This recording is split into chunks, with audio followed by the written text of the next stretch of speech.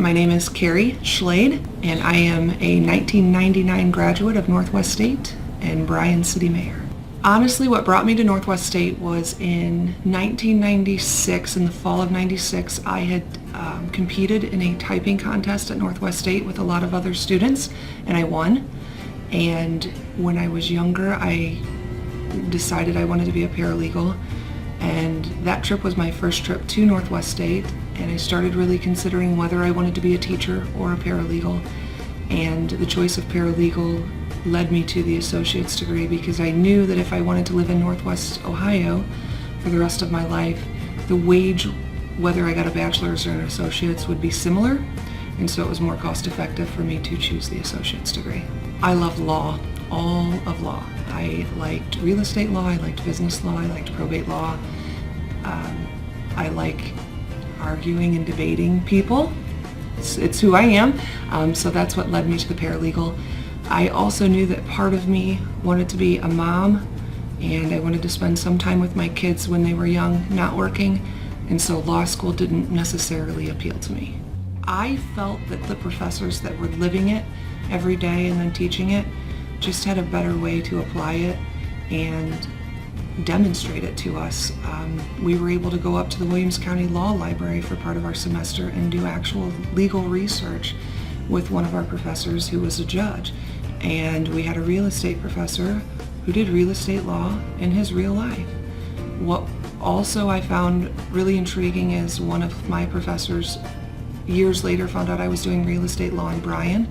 And I think I honestly ran into him at a grocery store and he asked what was going on with my life, and I told him I was a paralegal and doing real estate work, and he called and asked me to come give a presentation to his class about what today's paralegal does in the real estate world. And so I taught a class probably in 2003, maybe 2004, to a class of Northwest State students, and I really prepared myself for that class just because I knew how important it was for them to get a general idea of what my life was like from that 8 to 5 shift. I think that it really gave me the upper edge. I have this interesting story of how I got a job. You know, I graduated in 1999. The economy wasn't terrible, but it was also in defiance shortly after GM shut down that, where they had been down for a while.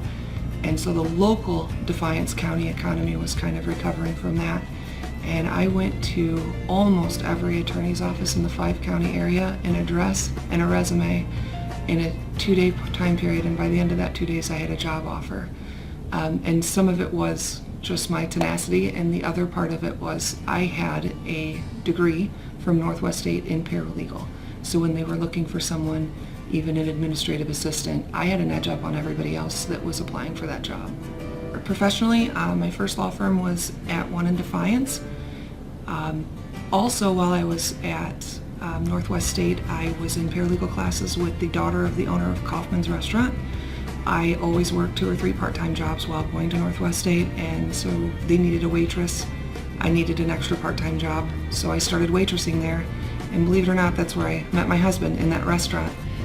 So a few years later, when we started talking engagement and marriage, I got a job over here at the county prosecutor as a paralegal, specializing in the real estate and criminal portions of that law firm. And after about 5 years, I decided I needed a change. Real estate was very busy back then.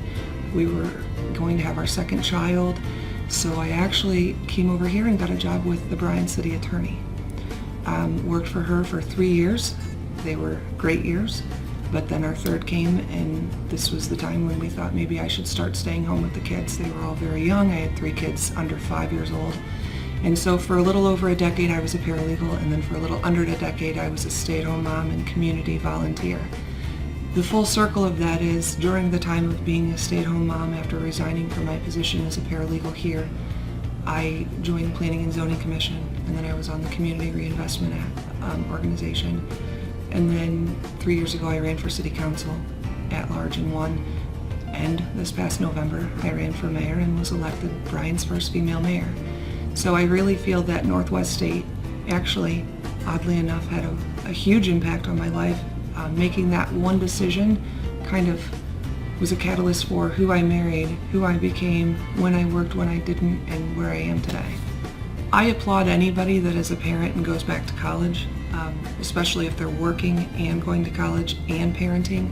That obviously takes a lot of organization, but I also think that it's something that shows that they really care about their kids and their kids' future, because they're willing to put all that time in, and you know that they're just losing sleep because that's the only hour of the day to take from, to raise their kids and to study and cram for that and take their classes. And I think the great part of living in Northwest Ohio is having Northwest State, because if we ever hit a hardship in our life, we do have that opportunity to bounce back with some trade schools, some educative courses, whether it be a 12-week program for a promotion at work or whether it be a 2-year degree in nursing or anything like that, where we can stop quickly and in a matter of 2 years redirect the life in the way that we want it.